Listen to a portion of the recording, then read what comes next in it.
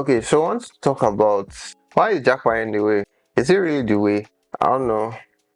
Japa is the way, and why Japa is not the way. I believe you watch this video to the end, and if you don't, it go be. It go be. So for those who have Jackpot already, I would like to note how it has been so far. Has it been easy? Because I think there are two sides to jackpotting. This video is not going to be judgmental. If you jackpot already, I want to know how the experience so far has been. And to those who are yet to move, you might want to watch this and get one or two things. Is it worth it? I don't know. Okay, so why is everyone leaving Nigeria, of course? Why is everyone leaving Nigeria? Why you should leave Nigeria? Okay, it says low standard of living, unfavorable economic policies. Standard of living is 1, economic policies 2, educational system 3, power supply 4, and concerning lights, yeah, everyone is kind of sufficient about power these days. You know, we have the solar generators, which I believe that has kind of sorted out people's needs to get lights. And mind you, these are not permanent solutions, but it's kind of efficient in a way, because how much of light do you need daily? Except if you are working in industries that need so much power, that could be a challenge. The standard of living, I don't think it covers everyone. It covers a really large majority. If we'll be honest with ourselves, a billionaire can change your life forever. And to some persons, that's a billionaire. They can't change their lives. Like, they can spend that money in a day in Dubai or in Monaco, you know. So I think it boils down to your type of person. So that more reasons people leave Nigeria: insecurity. I literally know people left the country because of insecurity. Is that crazy? I think this pertains more to the rich class. Remember that NSAS period when, I don't know how true it was, but they said private jets were just getting out of the country, like. So it's quite crazy. Here's another one from Zikoko. For every move you make, the economy is ready to push back. That's true. I mean, we saw when dollar doubled right in front of our eyes. I think within the space of 2 or 3 months, bro, this shit went from 350 to about 700. And as it was going up, we are just hoping like, oh, it's going to come down, it's going to come down, it's going to come down soon. Bruh. Nigeria is not working and we know it. That's being honest, right? But for those who Nigeria work for, or let me put it this way, for Nigeria to work for you, you need to create your system. And creating your system means you create a way things function for you. Be it you're working for someone, you own your business, you be chairman, you be landlord. Create a way or a system where things work for you without affecting you negatively. And things working for you should be achieving results regardless what the situation might be, because we humans were weird, right? Working with people is more like they want to take full advantage of working for you or working with you, because it's not every case where people work for you. So you need to think smart and think right. Me working with this person, what are the results I want to achieve? And that should be top of priority and not the work you guys are doing. Results you guys want to achieve should be top priority. I should let whoever you're working with know these are the results we're looking forward to.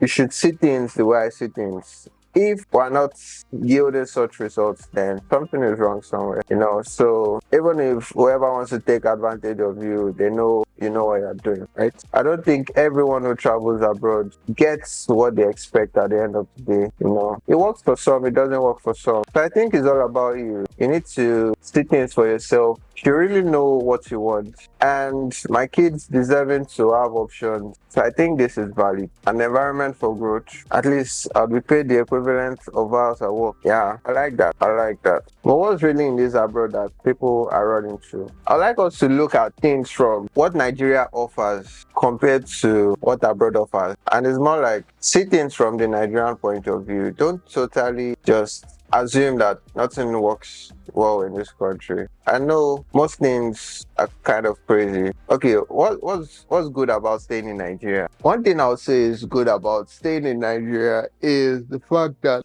we have freedom to do whatever. even our leaders have the sense of we fought for our democracy so that we can do what we want. We fought for our freedom. So just like establishing a business in Nigeria, I think it's not so much of a hustle compared to establishing a business abroad. At the moment, I don't have a job. I'm jobless. I've actually done a lot of startups. So talking about startups I've done, I think I started with event host. So let me just give you like a breakdown of startups I've done.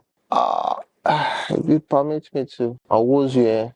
So basically I started with event host here. And bro, the idea behind that was so like a ticketing website stroke, a space where you could rent actual event centers. But then it being so much of a naive idea based on maybe an interest I caught after seeing a ticketing website. So it's more like, wow, so we can actually pull a crowd to buy tickets on our website.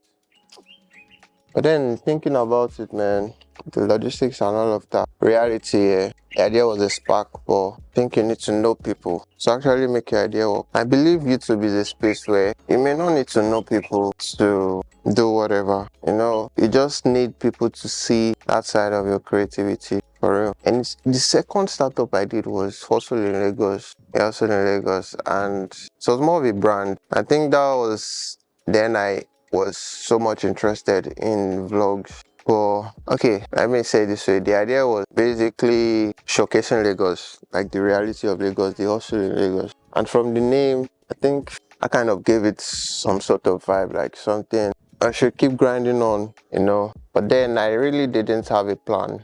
I didn't have a plan. I was working towards something like, since I didn't know how to edit videos and record videos, so to say, let's say at some point I didn't have money to get equipment, right? So I literally just swapped the idea.